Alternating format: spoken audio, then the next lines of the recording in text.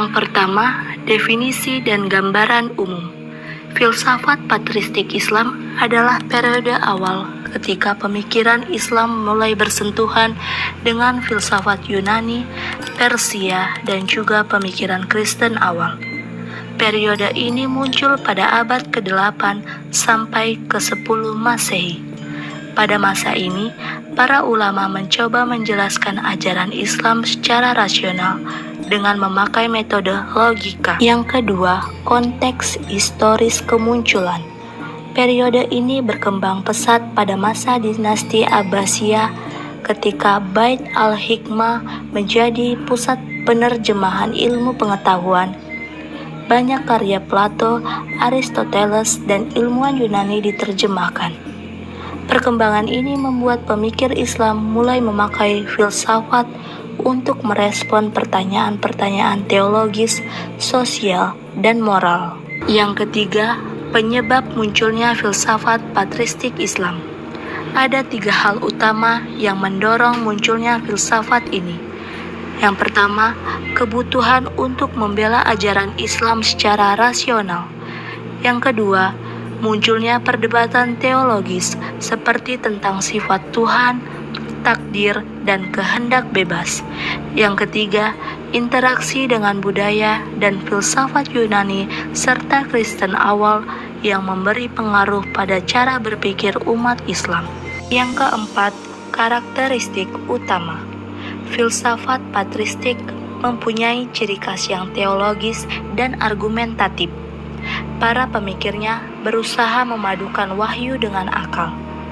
Mereka menggunakan logika Aristoteles, tetapi tetap memegang ajaran Islam sebagai dasar. Pada fase ini, tujuannya bukan membangun sistem filsafat lengkap, tetapi lebih sebagai pembelaan dan penjelasan kaidah secara rasional. Yang kelima, tema yang banyak dibahas pada filsafat patristik Islam. Ada beberapa tema besar yang sering muncul pada periode ini. Pertama, tentang Tuhan dan sifat-sifatnya. Bagaimana sifat Tuhan dipahami secara rasional.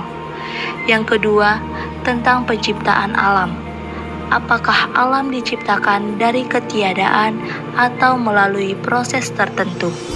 Yang ketiga, hubungan antara akal dan wahyu. Mana yang menjadi sumber kebenaran pertama?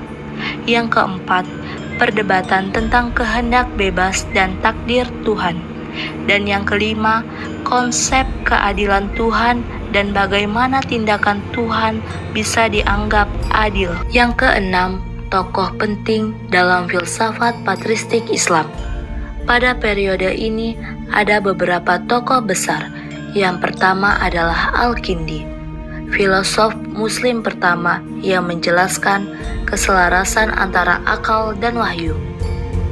Yang kedua, Al-Farabi, yang dikenal dengan teori emanasi dan konsep negara utama.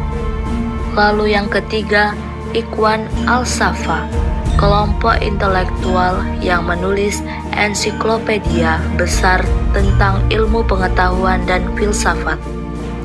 Selain itu, ada 2 aliran besar dalam kalam, Mu'tazilah yang sangat mengutamakan akal dan Asy'ariyah yang menekankan kekuasaan absolut Tuhan tetapi tetap memakai logika. Yang ketujuh, keunikan fase patristik. Keunikan dari fase ini adalah sifatnya yang masih mendasar. Ini ibarat pondasi dalam rumah pemikiran Islam. Pemikirannya belum seluas dan sesistematis periode klasik, tetapi justru di tahap inilah fondasi filsafat Islam dibangun. Yang kedelapan, perbedaan fase filsafat Islam patristik dan klasik. Di dalam fase patristik lebih fokus ke pembelaan akidah, sedangkan fase klasik seperti Ibnu Sina sudah membangun sistem metafisika yang lebih lengkap, ilmiah, dan filosofis. Jadi, filsafat Islam patristik itu sebagai fondasi, sedangkan fase klasik adalah puncak perkembangan filsafat Islam. Yang kesembilan, pengaruh dan relevansi untuk masa kini. Filsafat patristik Islam memberikan pengaruh besar bagi dunia intelektual Islam. Cara berpikir rasional yang berkembang di fase ini membuka jalan bagi peradaban Islam menjadi pusat ilmu pengetahuan.